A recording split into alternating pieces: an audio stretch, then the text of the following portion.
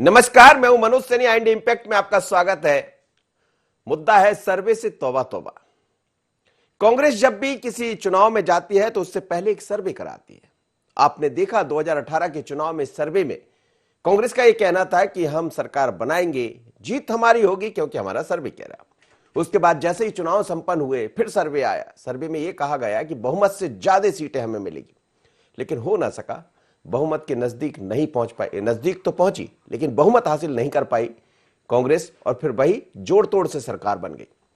अब फिर इसके बाद उपचुनाव आ गए तो कहा कि तीन तीन सर्वे हुए हैं, इस बार तो खेल खत्म है, भारतीय जनता पार्टी का कुछ नहीं होगा, हम पूर्ण बहुमत के साथ आएंगे, 28 में से 28 सीटें जीतेंगे। लेकिन सर्वे गड़बड़ा गया। तो अब कांग्रेस सर्वे से तौबा तौबा करने जा रही है। और इस सर्वे में तौबा तौबा करने की वजह भी आपको पता होगा। कुछ दिन पहले लाखन सिंह ने सवाल उठाए थे, कई जगह से ऐसे सवाल आए, मीडिया में भी ये सुर्खियां बना कि आखिर सर्वे होता कैसे है, कौन है ये सर्वे करने वाले, क्या ऐसा तो नहीं कि कोई और हो सर्वे का आधार। लेकिन दारो मदार तलाशेगी वो उम्मीदवार का। कांग्रेस नगरीय निकाय के चुनाव में जिला समिति को अधिकार देने की बात हो रही है, बड़े चेहरों को प्रभार दिया गया है, चयन की गाइडलाइन तैयार कर ली है, और कैसे सिपह सलार होंगे इस पर भी तैयारी जारी है। 5 तारीख को एक बैठक भी ले रहे कमलनाथ, तो साफ हो जाएगा कि आखिर कौन लोगों को जिम्मेदारी दी जाएगी। पर सर्वे से तौबा तौबा क्यों, यही हमारा विषय है। लेकिन उसके पहले हम बात करें, जरा सुनते हैं कि आखिर ये नौबत आई कैसे, क्यों करना पड़ा सर्वे से तौबा तौबा। सुनिए लाखन सिंह को, उसके बाद फिर नरोत्तम मिश्रा जी ने उस पर क्या कहा था वो भी सुनिए।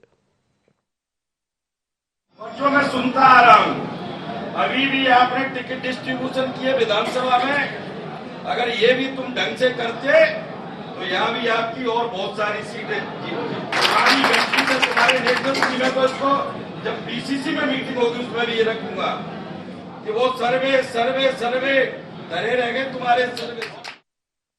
कांग्रेस सो गई है, सुप्तावस्था में देश की कांग्रेस है। कोई मध्य प्रदेश अकेला थोड़ी हारे हैं, सीरीज हारे हैं पूरी बिहार तक की, पूरी सीरीज हार गए, कहीं नहीं जीते हैं। लाखन सिंह जी ने, मेरे भाई हैं, बात तो सही कही है। चुनाव के पहले उनने कहा सर्वे के आधार पर टिकट देंगे, मनमर्जी से दे दिए। उसकी पीड़ा होगी। अब कांग्रेस डूब रही है तो जो उसके शुभचिंतक है उन्हें पीड़ा। गोविंद सिंह पहले कह ही चुके हैं। एक एक करके कमलनाथ जी के नेतृत्व पर अब उंगलियां उठना प्रारंभ हुई है। अभी तो शुरुआत है, आप देखिए आगे आगे होता है क्या।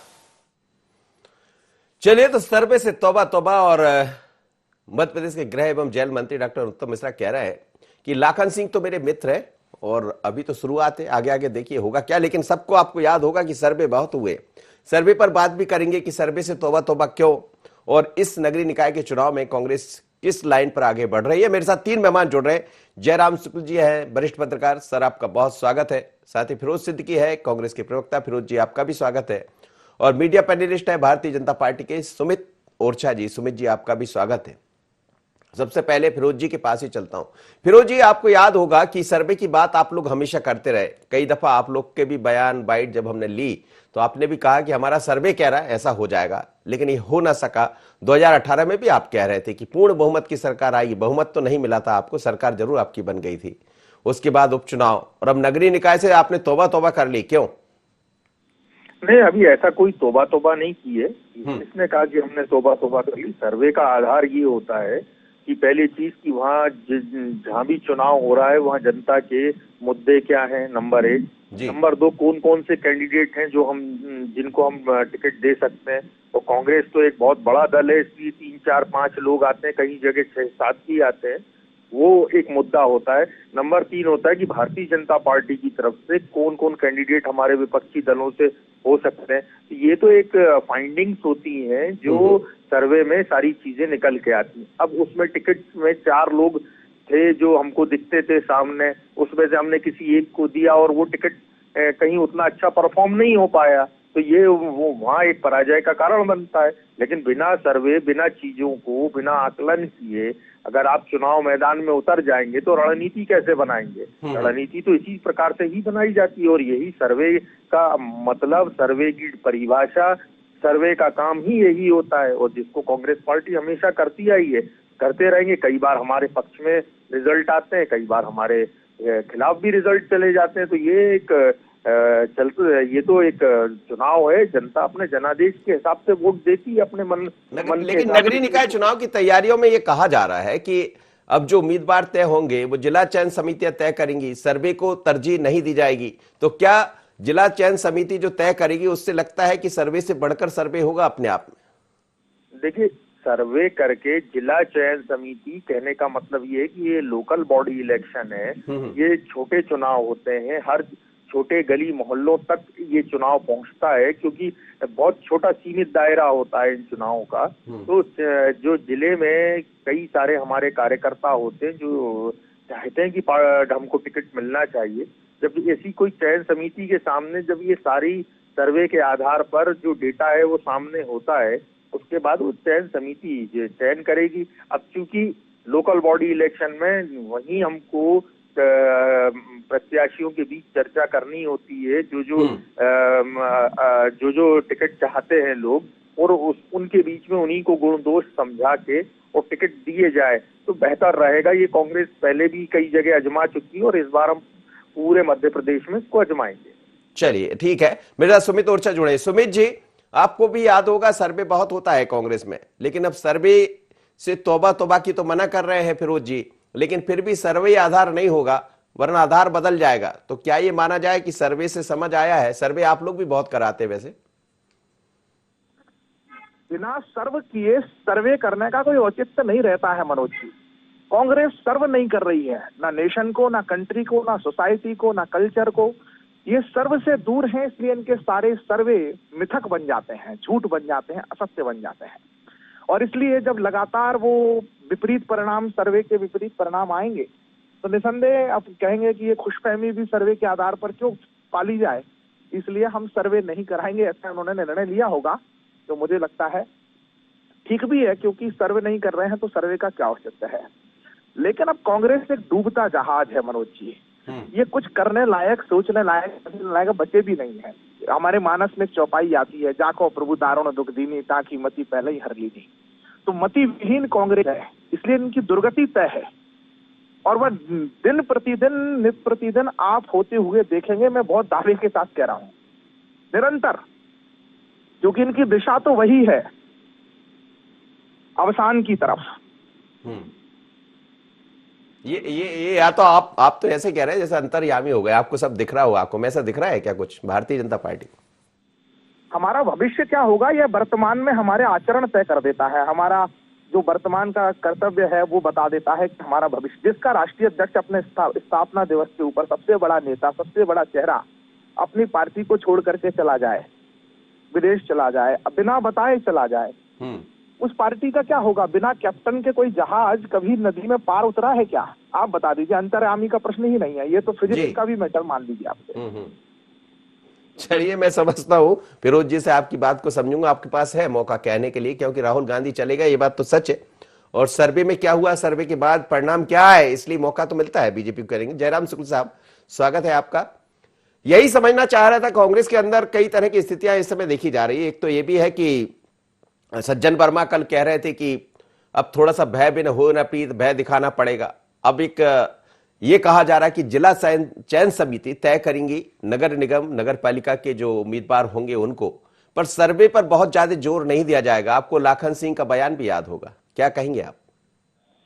देखिए, कांग्रेस के साथ जो सबसे बड़ी मुश्किल और एकमात्र मुश्किल है वो है अनुशासन की।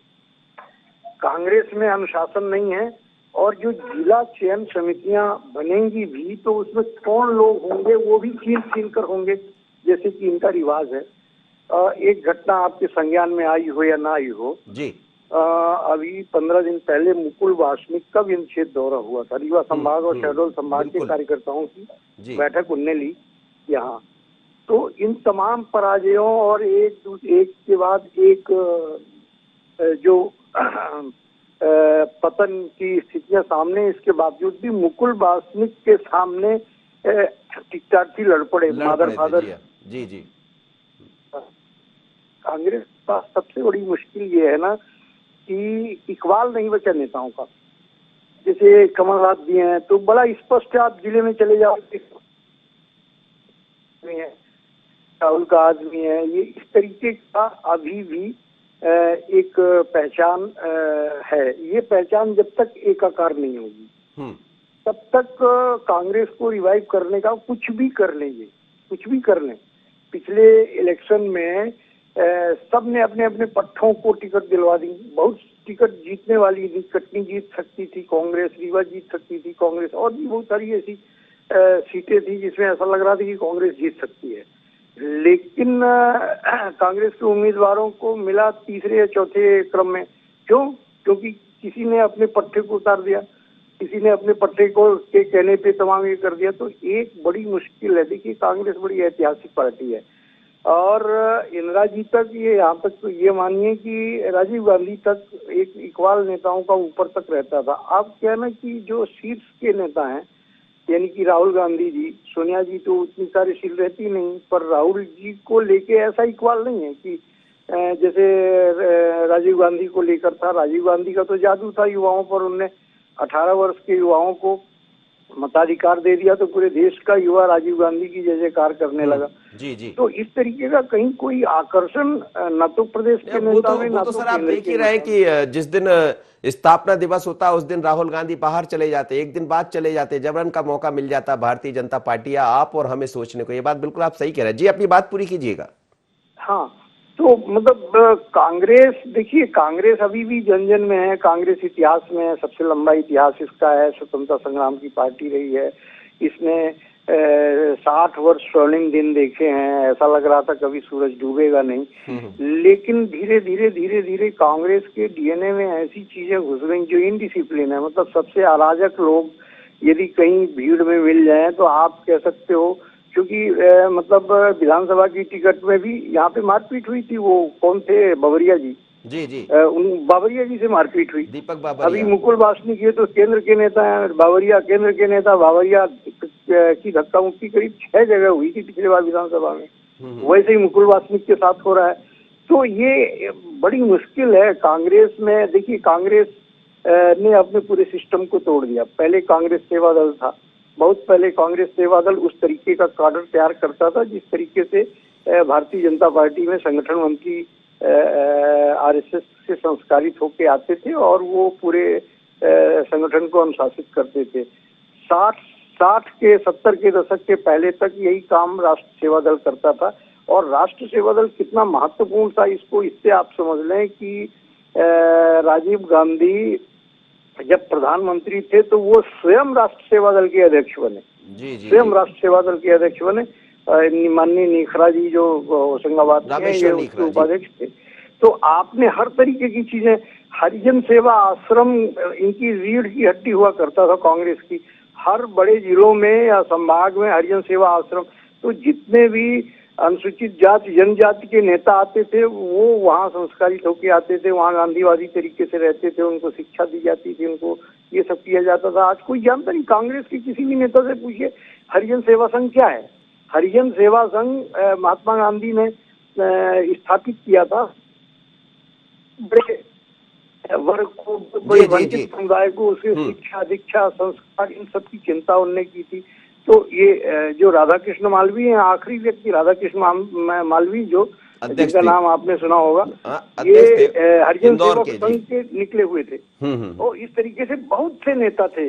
मेरी जान में, मेरी समझ में, मैं 80 से पत्रकारिता में। जी जी जी। तो अब इस तरीके की सब संस्थाएं कांग्रेस की टूट गई। राष्ट्र सेवा दल। चलिए, तो आप बने रहिए सर, मैं समझता हूं। जरा फिरोज जी मेरे साथ जुड़े कि आखिर ये सब हो क्या हो रहा है, और ये सब हो रहा है तो फिर इसीलिए तो सवाल उठ रहे हैं। फिरोज जी, आप सुन रहे थे, जयराम जी बता रहे थे, जयराम शुक्ल जी, कि किस तरह कांग्रेस आगे बढ़ा करती थी। धीरे धीरे कर हरिजन सेवा समिति जिसका जिक्र कर रहे थे वो नहीं रहा। तमाम तरह की बातें हैं। कांग्रेस एक निश्चित रूप से आप कहते कि आंदोलन था, लेकिन अब तो पार्टी के अंदर ही आंदोलन दिखाई देता बार बार। कई जगह की घटनाओं का जिक्र भी हम कर रहे थे, समझ रहे थे। क्या कहेंगे ऐसे में चयन समिति कैसे आगे बढ़ेगी और सर्वे से क्या सब कुछ हो जाएगा? देखिए, चयन समिति अपना काम करेगी। कांग्रेस जमीन पर है, लोगों में है। कहीं ना कहीं जो हमारे वरिष्ठ पत्रकार साथी कह रहे थे, बहुत सारी बातों से मैं इत्तेफाक भी रखता हूं कि हाँ, कहीं ना कहीं हम गलती कर रहे हैं जो नहीं होना चाहिए। और एक बिना बात के खाली झूठ बोलने वाली पार्टी जो है वो और सांप्रदायिक माहौल खराब करने वाली पार्टी हमारी कमजोरियों की वजह से आज सत्ता में है, ऐसा ये मैं मानता हूँ, स्पष्ट रूप से मानता हूँ। लेकिन इसका अर्थ ये नहीं है कि कांग्रेस जो है वो आज काम करने के लायक नहीं है या कांग्रेस आज चुनाव जीतने की स्थिति में नहीं। अभी हरियाणा में देखिए जो रिजल्ट आए, भारतीय जनता पार्टी अपने गढ़ों में हार गई, 7 में से 5 सीटें हारी है भारतीय जनता पार्टी। मेयर चुनाव में हारी। अभी कर्नाटक के रिजल्ट्स आ रहे हैं, कांग्रेस और बीजेपी नेक टू नेक है वहां पंचायत चुनाव में, और वहां भी भारतीय जनता पार्टी की बुरी तरह दुर्गति हो रही है। हैदराबाद को भी देख लीजिए, हैदराबाद में खाता खोल दिया था कांग्रेस ने, भारतीय जनता पार्टी ने। हाँ ठीक है, वो हम देख लेते हैं। 2017 से भारतीय जनता पार्टी कोई चुनाव नहीं जीती, किसी स्टेट में नहीं जीती है, वो कहीं अपने दम उन्होंने सरकार नहीं बनाई है। हाँ, सरकारें पलटी है उन्होंने, ईडी, सीबीआई, उसको। और प्रधानमंत्री का दम ये है कि वो मीडिया से बात नहीं करते। नहीं साहब, मैं नहीं करता मीडिया से बात। चौथे स्तंभ को तो वो पूरी तरह नकार चुके हैं। किसान पूरे दिल्ली को घेरे बैठे हैं, मोदी जी बात नहीं करते। प्रदेश की स्थिति ये है कि पुलिस की गाड़ी पे चढ़ के लोग धार्मिक स्थलों को नुकसान पहुंचा रहे हैं, वो पुलिस तमाशा देके गाड़ी पे चढ़ के पुलिस की। तो ये अगर जब भारतीय जनता पार्टी के ये काम है, कितने दिन भारतीय जनता पार्टी चलेगी ये भी देखने की बात है, और हम देख लेंगे कि लोग कितने दिन इनको देखते हैं। हाँ, कहीं ना कहीं हमको सुधार करने की आवश्यकता है कांग्रेस को। इस चुनाव में आपको बेहतर रिजल्ट कांग्रेस के देखने मिलेंगे, बेहतर कांग्रेस काम करेगी, और इन चुनाव में हम बहुत अच्छा प्रदर्शन करने जा रहे हैं। और कमलनाथ जी के नेतृत्व में हम सभी को आस्था है, कमलनाथ जी इसको बाखूबी निभाएंगे। सुमित जी, आप तैयार रहिए, पूरी बखूबी मैदान में होगी कांग्रेस, पूरी तैयारी के साथ मैदान में होगी नगरीय निकाय के चुनाव को लेकर। सर्वे को उतना तरजीह ना दिया जाए, लेकिन तैयारी बड़ी गजब होगी कांग्रेस की, फिरोज जी कह रहे। अच्छा है, लोकतंत्र के लिए सुखद रहेगा। लेकिन मनोज जी, जो आदरणीय हमारे वरिष्ठ पत्रकार महोदय ने कहा, और मैं भी ये बात कहना चाहता हूं कि कांग्रेस का जो मूल था वो समाप्त हो गया। यद्यपि इनका मूल भी नहीं, इनका जो मध्यकाल, जो इनका जो गौरवशाली मध्यकाल है, इनका मूल तो अंग्रेजों द्वारा स्थापित है।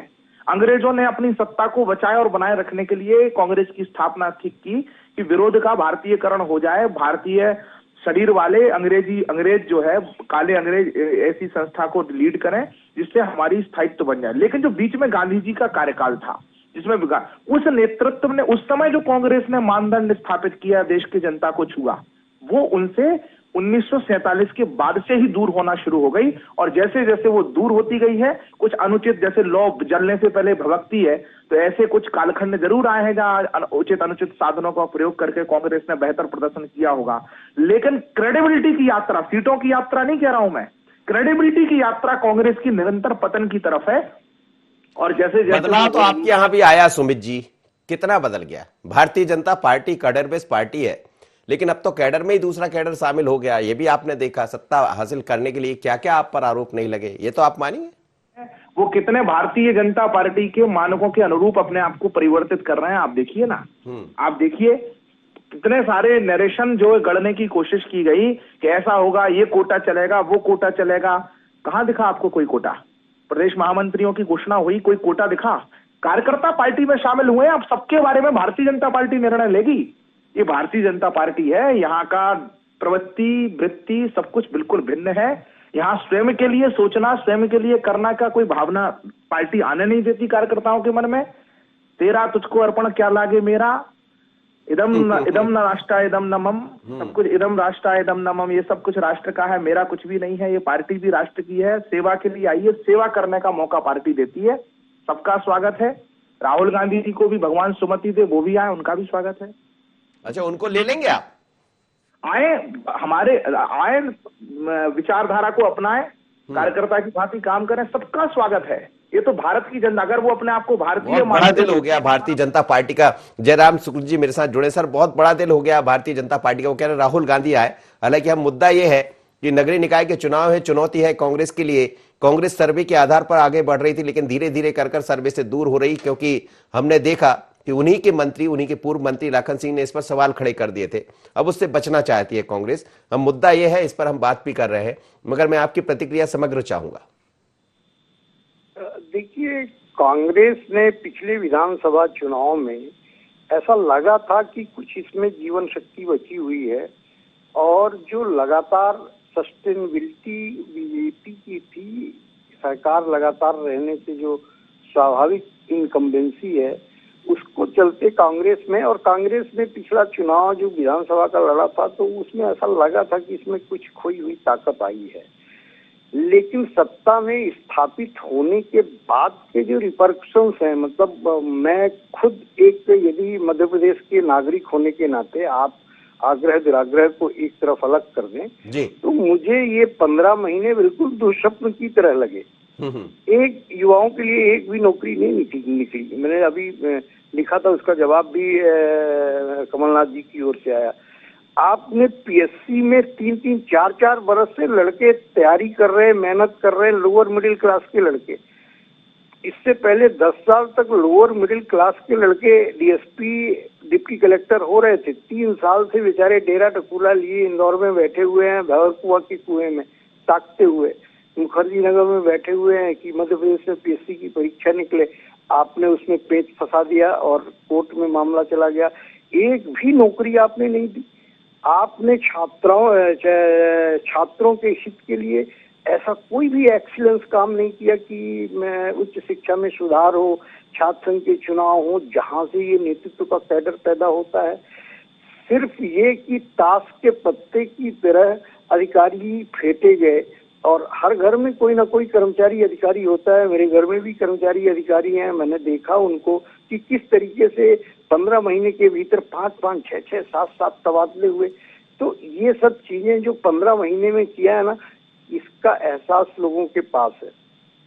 और पता नहीं क्या, मतलब जिसको कहते हैं ना कि सत्ता की थ्रस्ट, सत्ता की जो भूख थी।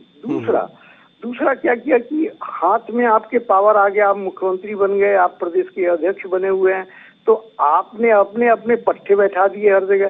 जितने बेचारे 3-3, 4-4 बार का चुनाव जीते हुए और संस्कारित नेता हैं, अब हम नाम नहीं लेंगे, लेकिन कम से कम 10 जिले में जानता हूं ऐसे पट्टे बैठाए गए हैं जिला कांग्रेस के अध्यक्ष के नाम से, कि जो बड़े बुजुर्ग पुराने लोग हैं वो उनके सामने गिड़गिड़ाते रहे ये 15 साल और अपना सर ठोकते रहे।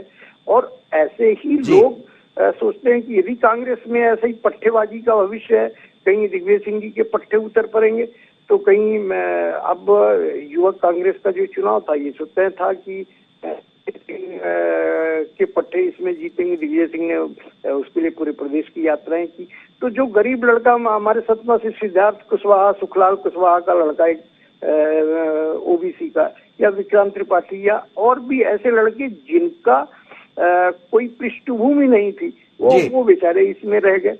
तो कुल मिला के आप मैसेज पर मैसेज दे रहे हो। इससे पहले आपने मंत्रिमंडल गठित किया। मैंने अखबारों में लिखा और निसंकोच लिखा कि आप तो इसको डेली कॉलेज बना लिया, जैसे इंदौर का डेली कॉलेज है जहाँ राजकुमार लोग पढ़ेंगे। उस तरीके से मंत्रिमंडल में आपने जमीन से जुड़े लोगों ने राजकुमारों का एक आपने प्रशिक्षण कर दिया। और क्योंकि वो राजकुमार लोग पहली बार जीत के चुनाव आ रहे हैं या दूसरी बार जीत के चुनाव आ रहे हैं, तो एक फार्मूला तय कर दिया, सावधान भाई पसेरी मंत्री, तो फिर जयवर्धन सिंह भी मंत्री और प्रियव्रत सिंह भी मंत्री। जी।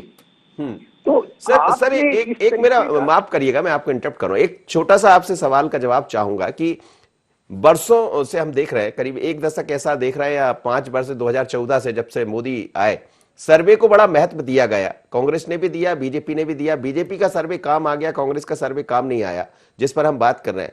ये क्या आपको लगता है कई बार सर्वे भी धोखा देते हैं? सर्वे प्राय देते हैं, इसलिए कि ये एनजीओ सर्वे करने वाली एनजीओ एजेंसी रहती हैं, वो सैंपलिंग सर्वे। हम तो हमारे पास भी खूब टेलीफोन इलेक्शन के समय आते रहे कि साहब जैसे हम कहाँ से बोल रहे, बोले दिल्ली से बोल रहे हैं, तो टेलीफोन से ऑनलाइन सर्वे, एस नो, कौन जीतेगा कौन हारेगा कहाँ कैसे क्या है। तो ऐसे लोगों तक सर्वे वालों की रीच है जो बुद्धि विलासी वर्ग है, वोट वाला वर्ग नहीं है। अब वोट हिंदुस्तान में तो डिजिटल लिटरेसी के परसेंट आप जानते हो, तो ये डिजिटली सर्वे जो है इसका कोई अर्थ नहीं है, क्योंकि जो बहुत बड़ा वर्ग है वोट देने वाला, वो इन सर्वे और इस डिजिटल दुनिया से अभी भी बाहर। बिल्कुल सर, आपने सही कह दिया। चलिए, अब मेरा समय इजाजत नहीं दे रहा। बहुत धन्यवाद, आप तीनों मेहमानों को मेरे साथ जुड़े। लेकिन सर्वे को लेकर पार्टियां आगे बढ़ती है और ये कहती हैं कि सर्वे के आधार पर हम टिकट तय करेंगे, सर्वे के आधार पर हम आगे बढ़ेंगे, लेकिन सिर्फ एनजीओ या सर्वे को आप ये मानकर चले कि ठीक प्रत्याशी मिल जाएगा, तो यही चूक हो जाती है। और लगता है कांग्रेस ने बहुत ज्यादा भरोसा सर्वे पर कर लिया था। धीरे धीरे कर अब ये चीज समझ आ रही है और ऐसा देखा जाएगा उपचुनाव में, उपचुनाव के बाद अब नए निकाय में, कि चयन समिति को ज्यादा मौका मिलेगा वरन सर्वे को, क्योंकि सर्वे पर तो सवाल कांग्रेस के लोगों ने ही उठा दिए। लेकिन सर्वे होता है, उसके लिए सर्व करना पड़ता है। सर्वे से तौबा तौबा। इतना ही मुझे दीजिए इजाजत, बने रहिए i24 पर।